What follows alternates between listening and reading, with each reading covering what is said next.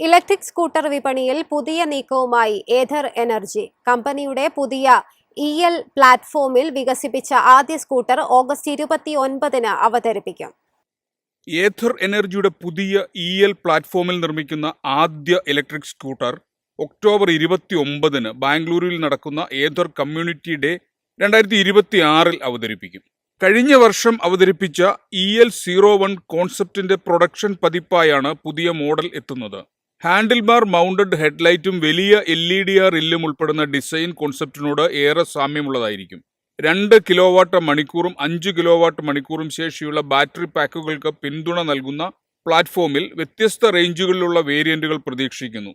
7 inch TFT display, navigation, advanced electronics braking system, built in onboard charger തുടങ്ങിയ സവിശേഷതകളും വാഹനത്തിലുണ്ടാകും. വേഗത്തിലുള്ള അസംബ്ലിയും എളുപ്പമുള്ള സർവീസിംഗും ലക്ഷ്യമിട്ട് വികസിപ്പിച്ച പുതിയ സ്കൂട്ടറിന്റെ പ്രതീക്ഷിക്കുന്ന വില 1,30,000 രൂപയാണ്. എളുപ്പത്തിൽ സമ്പാദ്യം വളർത്താം. ഇന്ന് തന്നെ മൈഫിൻ TV ആപ്പ് ഡൗൺലോഡ് ചെയ്യൂ.